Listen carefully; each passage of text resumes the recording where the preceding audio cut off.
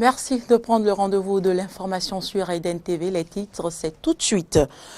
Signature d'accord de partenariat entre la commune française de Ramonville et celle béninoise d'Aplaroué. C'était au cours d'une cérémonie qui consacre la fin du séjour du maire de Ramonville à Aplaroué. Metchonou Abdou Hippolyte, chercheur en spiritualité, met à la disposition des Béninois un tout nouveau film. Son nom, Connais-toi toi-même. Hors du Bénin, après l'accalmie, l'opposition togolaise à nouveau dans les rues. C'était ce mardi 7 novembre 2017.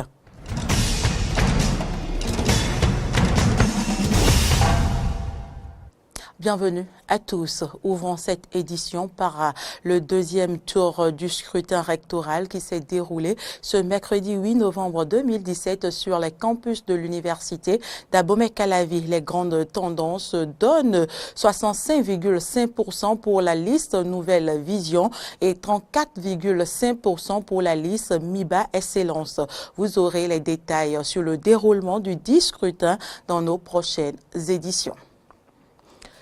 Littérature datée Attavito Barnabé Akayi, retenez bien ce nom. Il est l'heureux lauréat du concours littéraire du prix du président de la République édition 2017. Avec son œuvre théâtrale, le chroniqueur du PR, il succède ainsi au jeune écrivain Habib Dapogan avec son roman Pessal 6. Attavito Barnabé Akayi a reçu son prix au cours de la grande soirée organisée par le directeur des Arts et du Livre au Palais des Congrès ce mardi 7 novembre. Akayi décroche le prix du concours national littéraire, prix du président de la République de cette année. C'était au cours de la soirée sanctionnant le long processus de sélection enclenché depuis septembre dernier. Plusieurs critères étaient fixés pour la sélection des œuvres. Les candidatures présentées par un éditeur, œuvres parues chez un éditeur ayant rempli les formalités d'ISBN et de dépôt légal, etc. Le plus beau triomphe de l'écrivain est de faire penser ceux qui peuvent penser, rappelle Eugène Delacroix. Je voudrais féliciter tous ceux qui ont fait acte de candidature, saluer leur mérite, qui est d'avoir compétit. Féliciter ceux qui ont été présélectionnés. Les candidatures ayant respecté les conditions de forme ont été envoyées au comité de présélection du concours, composé de Carmen Toudonou, écrivain, Henri Dagudi Hessou, éditeur, Tanguy Agoy, journaliste chroniqueur littéraire, et Michel Loukou, alias Alpé Raoult, lecteur. Sur la base d'une grille de lecture, les ouvrages finalistes ont été désignés. Les 5 ouvrages sont Asuka de Sophie Adonan, De l'homme de la lumière, Il sera de lune et de fer de Florent Essage Hessou, La femme et la lionne de Hilaire Devenant et 2 ouvrages de daté Attavito Barnabé Akayi intitulés Le chroniqueur du PR et Les confessions du PR. À cette étape, un jury composé de 3 membres, dont le professeur Albert Akora, Ousmane Aledji, écrivain, et Apollinaire Agbazaou. Avant la délibération, le jury a formulé des recommandations à l'endroit de la direction des arts et du livre et du gouvernement. Parmi les recommandations figure le relèvement de l'enveloppe financière du lauréat du prix de 3 millions à 10 millions de francs CFA. À l'issue des observations et recommandations, enfin, les membres du jury du concours national littéraire prix du président de la République, que j'ai l'honneur de présider, ont attribué à l'unanimité le prix à l'ouvrage Le chroniqueur du PR de M. Daté Attavito Barnabé Akayi. Le président de la République a été représenté à la cérémonie par le ministre d'État Abdoulaye Biotchani. Le théâtre, mis à l'honneur pour cette édition, nous offre l'occasion de revoir des figures connues de la dramaturgie et d'en découvrir bien d'autres. Mais bien encore, la solennité de ces retrouvailles convoque notre regard sur la nécessité de faire des arts et du secteur des livres un levier de créativité et d'invention pour notre cheminement vers le développement. Faciliter l'accès aux livres, promouvoir davantage la lecture et la recherche, diffuser les créations dans des espaces appropriés, restent des défis qui profiteront à notre émancipation pour décupler la puissance de nos imaginations et féconder nos curiosités intellectuelles. Daté à Tavita Banabé à Kayi succède ainsi à Habib Dakbogan. Admis à la retraite, le professeur de lettres Guy Osito Midiourouan a été célébré ce mardi à l'université d'Abomey-Calavi. Le point de la cérémonie d'hommage avec Roland Toneikes. Le professeur Guy Osito Midiourouan est honoré. De son vivant, il reçoit les hommages de ses pairs enseignants, parents, amis et étudiants après son admission à la retraite depuis le 1er octobre dernier. Et c'est sur initiative du LAREFA, Laboratoire d'études africaines et de recherche sur le FA, dont le nouveau ministre de l'enseignement secondaire Maouyon Kakpo est le directeur, que cette cérémonie d'hommage s'est tenue à l'amphithéâtre Oudegbe à l'université d'Abomey-Calavi. Le Laboratoire d'études africaines et de recherche sur le FA, LAREFA, que j'ai l'honneur de diriger, est créé depuis le 13 octobre 2014 pour s'investir résolument dans la quête de l'excellence. Nous aidons à l'éclosion des talents, à la formation et à l'encadrement des jeunes chercheurs en littérature. La preuve en est que la cérémonie de ce jour est adossée à un ouvrage publié par l'un des membres du LAREFA, j'ai nommé le docteur Roger Koudou Adinou. Je voudrais ici saluer également la qualité et l'originalité de son ouvrage, sans oublier de souligner l'intérêt documentaire méritoire de cette publication. Le docteur Roger Koudou Adinou a écrit un livre qui retrace la vie du professeur Guy Osito Midiourouan. L'ouvrage de 137 pages intitulé Guy Osito Midiourouan pour une archéologie afrocentriste de la littérature négro-africaine, bibliobiographie à noter, publié en septembre 2017, est subdivisé en 4 parties, présentées à la cérémonie par le conseiller à la RAC, Pascal Zantou. D'une partie à une autre, l'auteur nous révèle les talents, la créativité et la boulimie de travail d'un intellectuel atypique dont la production et l'engagement restent immenses. Le vice-recteur de l'université d'Abomey-Calavi, Massim Dacruz, apprécie également l'initiative. Professeur Midiourouan, vous méritez ce qui vous arrive. Je suis heureux d'être le témoin de cette cérémonie d'hommage à un aîné. Le professeur Midiourouan peut être fier d'avoir connu une carrière des plus brillantes. Et la preuve, c'est qu'on le célèbre aujourd'hui. Il y a des départs qui sont plus discrets. L'heureux du jour, Guy Osito Midiourouan, apprécie à juste titre cette cérémonie d'hommage organisée en son honneur. J'ai trouvé merveilleuse cette cérémonie d'hommage qui s'achève. La vérité, c'est que je la dois plus à l'indulgence et à la générosité de ceux qui en ont eu l'initiative, qu'au mérite, somme toute modeste, de votre humble serviteur. Divers témoignages d'amis, collègues et étudiants et parents ont meublé cet hommage rendu au professeur titulaire de littérature africaine, Guy Osito Midiourouan. Culture, connais-toi toi-même, c'est le tout nouveau-né du cinéma béninois. Il s'agit d'un film documentaire de 47 minutes et c'est une idée originale du chercheur en spiritualité Metchoron Abdou Hippolyte. Plus de détails sur ce film avec Fréjus Serroin et Damien Pedro. J'aimerais comprendre ce que c'est que le monde. Qu'est-ce que... Et comment arriver à réaliser ce que l'on veut ici dans ce monde. Des interrogations qui trouvent leur réponse dans le film documentaire Connais-toi toi-même, sorti en salle le 27 octobre 2017. Une idée originale du chercheur en spiritualité, Metchoron Abdou Hippolyte. Il donne ici la substance de son œuvre. C'est l'utilité de se décider à se connaître afin de faire les choix les meilleurs pour soi. Parce que notre vie n'est que le résultat de nos choix. Ce que nous sommes aujourd'hui est le résultat des choix que nous avions opérés hier. Et notre état d'être de demain dépend des choix que nous faisons aujourd'hui. Mais pourquoi un film pour mettre à disposition du public les clés pour ouvrir les portes intérieures, restées souvent inaccessibles, empêchant l'épanouissement? C'est l'heure de Dieu. Et le constat d'égarement de la jeunesse, de mes proches, C'est ça qui m'a donné l'impulsion de faire ce film afin d'éveiller les consciences, afin de rappeler aux âmes que le départ, le bon départ, avant d'entreprendre quoi que ce soit, c'est d'abord se connaître et faire les choses selon sa vraie nature, selon le plan divin.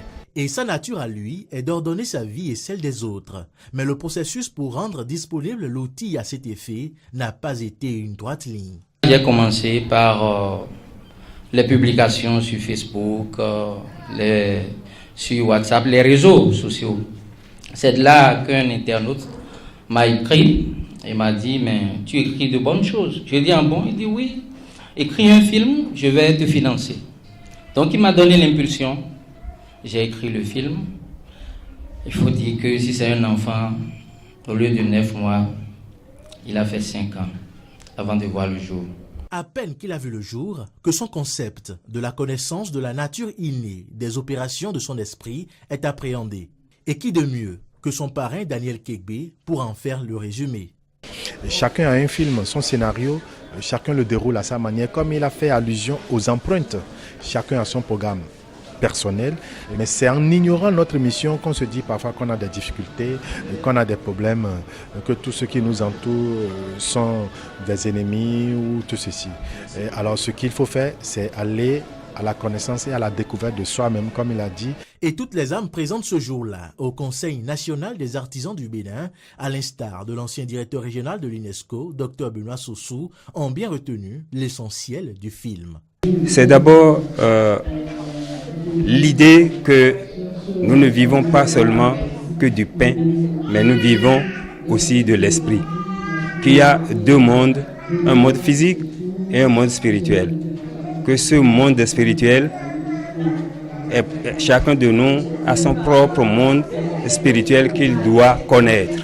Regardez, je pense que ce film nous permettra quand même de comprendre la réalité de ce monde, de voir que nous ne sommes pas obligés d'envier l'autre, nous ne sommes pas obligés de regarder celui qui est à côté de nous, mais nous sommes tenus de chercher à nous connaître. Et pour y arriver, c'est le film « Connais-toi toi-même » de Menchonou Abdourahim est disponible à 20 000 francs dans les boutiques ésotériques qui offrent les clés adaptées.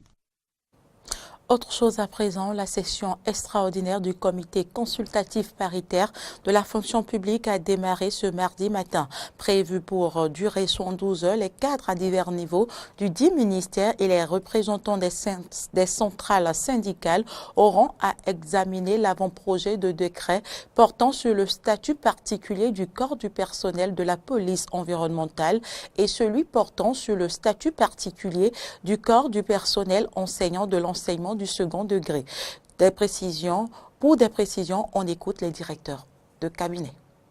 Il n'est point besoin de rappeler que la situation socio-économique actuelle du Bénin est confrontée à de multiples défis, dont celui de la croissance et de la réduction de la pauvreté, qui va de pair avec la gestion rationnelle des ressources humaines et de l'environnement. C'est pourquoi le gouvernement de son Excellence, M. Patrice Talon, a voulu, à travers le pilier numéro 3 du programme d'action du gouvernement, améliorer les conditions de vie des populations avec comme axe stratégique 7, aboutir au développement équilibré et durable de l'espace. Il y a un double enjeu.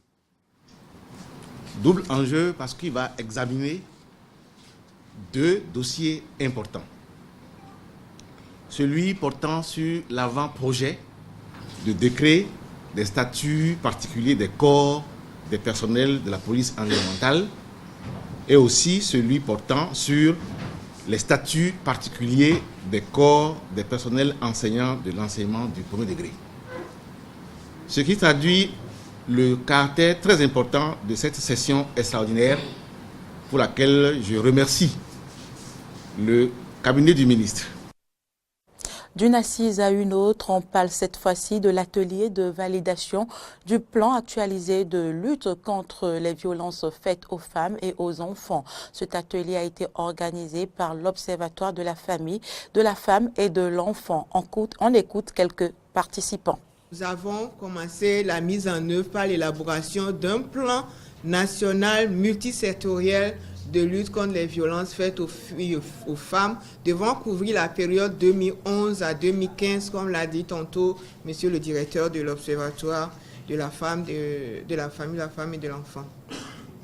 Alors, en application de ce plan national, stratégique, multisectoriel, beaucoup d'actions ont été prises, et notamment le vote de la loi, qui vous souviennent, les marches sur l'Assemblée nationale, nous avons quand même franchi des pas pour que la loi soit votée en 2012.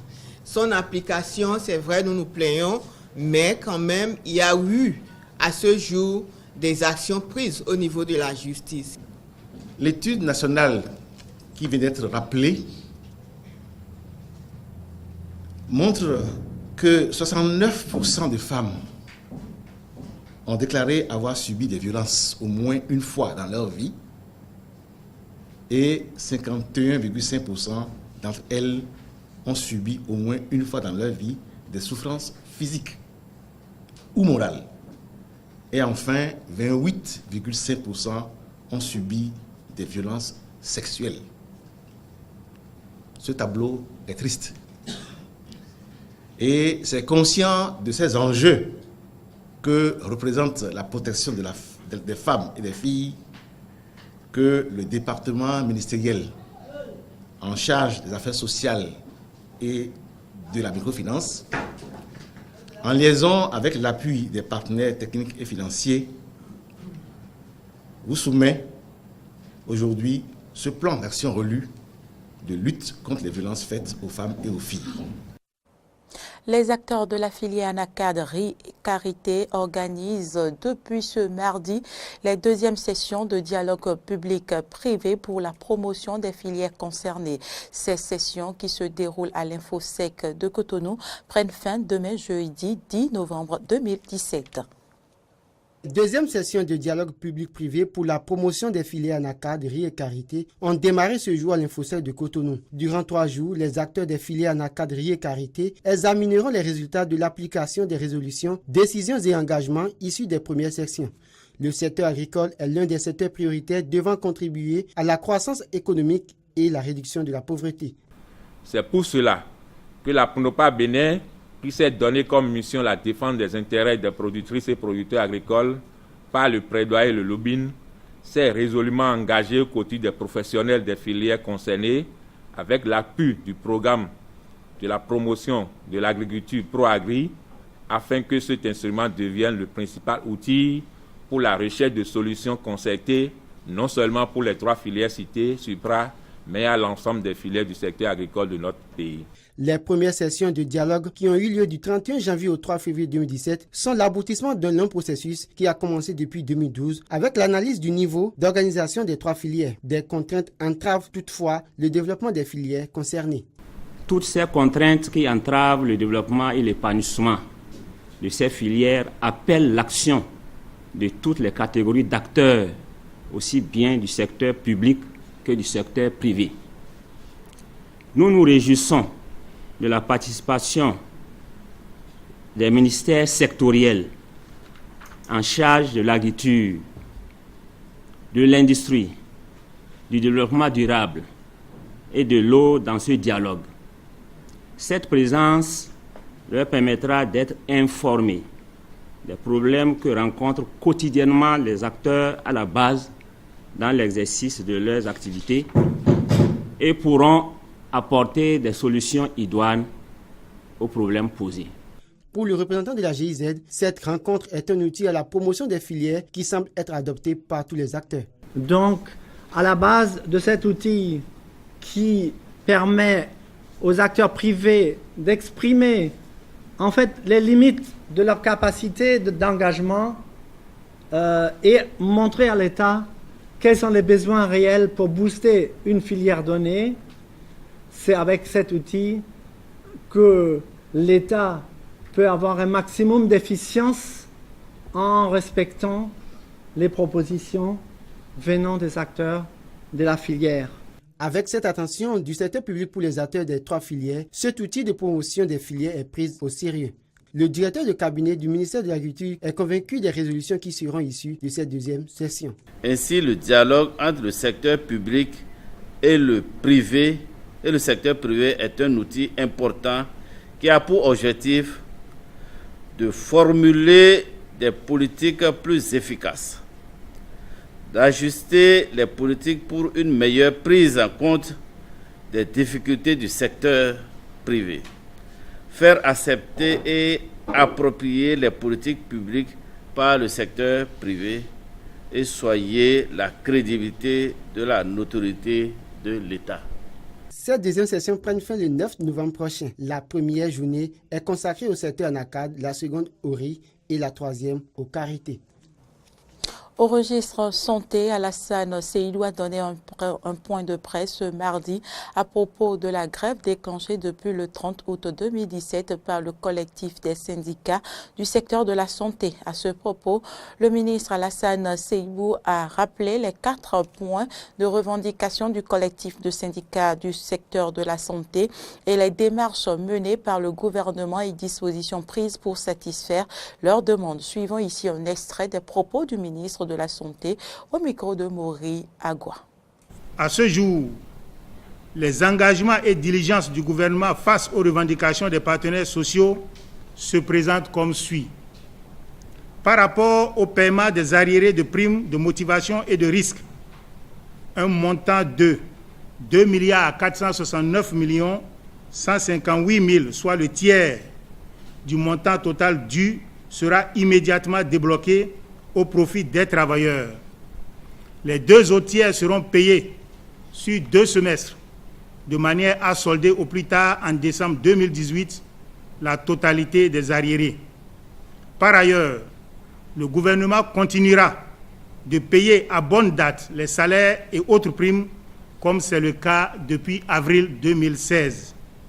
En ce qui concerne les doléances d'ordre administratif et relatives à la carrière des agents, les instructions sont données à toutes les structures impliquées pour que les diligences nécessaires soient faites pour une prise en compte rapide des préoccupations des travailleurs.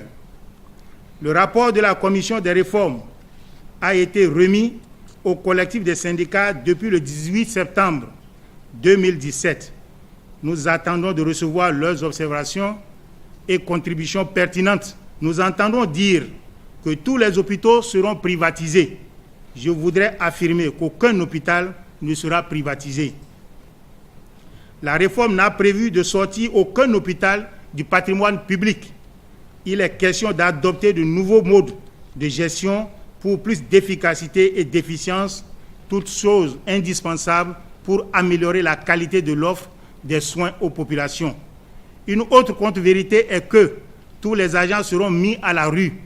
La réforme n'a prévu de mettre au chômage aucun agent, qu'il soit agent conventionné, agent permanent de l'État ou agent contractuel de l'État. D'ailleurs, comment pourrait-il en être ainsi lorsqu'on sait que notre pays est à 8 agents qualifiés pour 10 000 habitants au lieu de 25 pour 10 000 tels que recommandés par l'Organisation mondiale de la santé.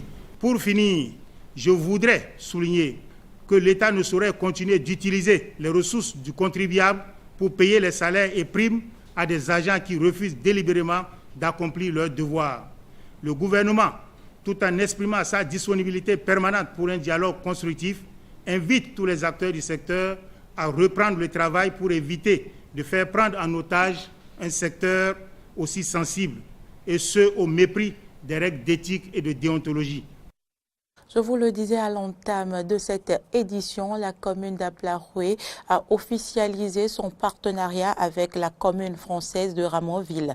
La cérémonie de signature de la convention de ce partenariat s'est déroulée ce lundi 6 novembre 2017 dans la cour de la mairie. C'était au cours d'une cérémonie qui consacre la fin du séjour du maire Ramonville à Ablaroué. Jonas Bocci pour le reportage. Mémorable jour pour la municipalité d'Aplakoué ce lundi 6 novembre 2017.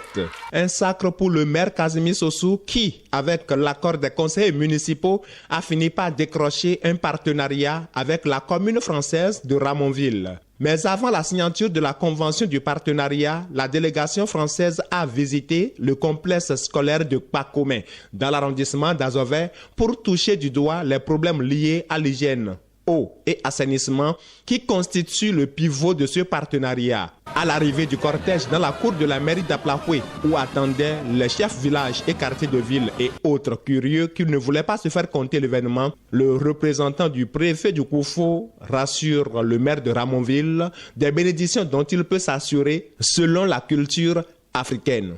En Afrique, quand vous choisissez d'offrir de l'eau potable à une personne, c'est un geste qualifié de sacré qui appelle des bénédictions sur votre famille. Le maire de Ramonville est quant à lui revenu sur les raisons pour lesquelles la fourniture d'eau potable aux populations d'Aplakoué est placée au cœur de ce partenariat. L'eau, c'est la vie. Et commencer à travailler sur cette question de l'eau, c'est d'abord se donner la possibilité que les jeunes générations puissent vivre, grandir dans des conditions meilleures que celles de leurs aïeux, pour le bienfait et pour le bénéfice de l'ensemble de la ville, du village dans lequel ils sont. Et aussi faire en sorte qu'on puisse lutter et avoir un travail de fond sur la question de la lutte contre les maladies hydriques. Nous savons que le recul des maladies hydriques ne peut se faire que si on a un vrai travail de fond sur la question de l'adduction d'eau et de l'assainissement.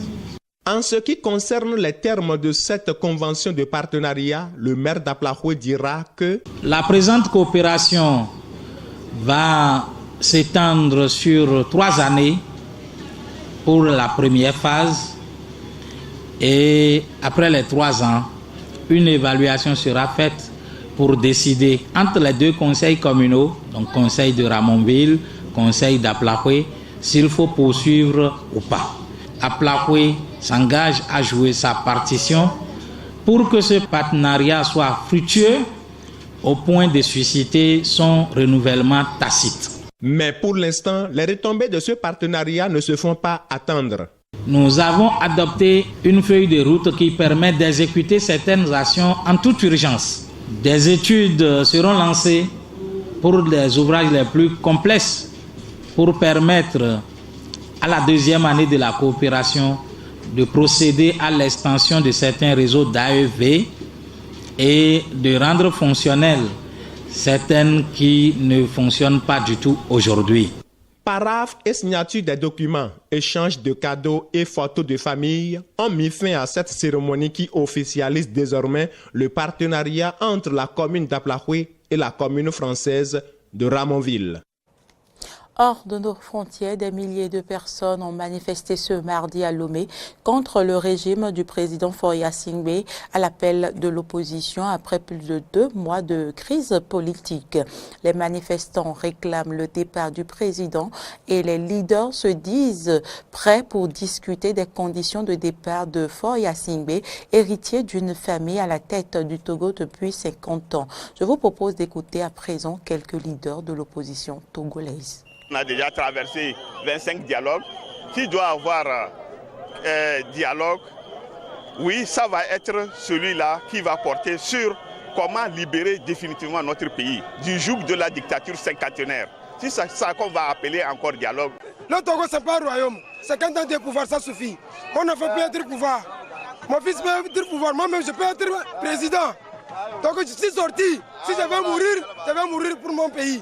Je me bats pour ma nation. Je sors mes vides, sans armes. 50 ans de pouvoir, ça suffit. L'ensemble des prisonniers politiques doit être libéré. Tout le monde doit recouvrer la liberté pour que nous retrouvions la sérénité pour des échanges qui peuvent nous permettre de trouver la bonne solution à cette crise. Les journalistes guinéens sont descendus dans la rue ce mardi pour dénoncer les violences subies par certains de leurs collègues la semaine dernière, ainsi que ce qu'ils qualifient de tentative de musellement de la presse privée. On écoute quelques responsables des médias de la Guinée.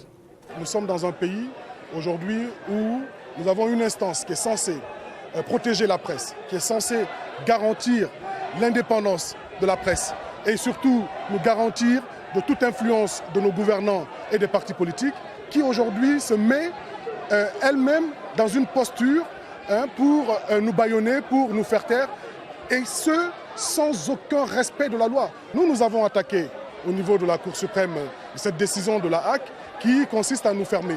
Parce que nous disons non. Nous disons non parce que le droit n'a pas été dit.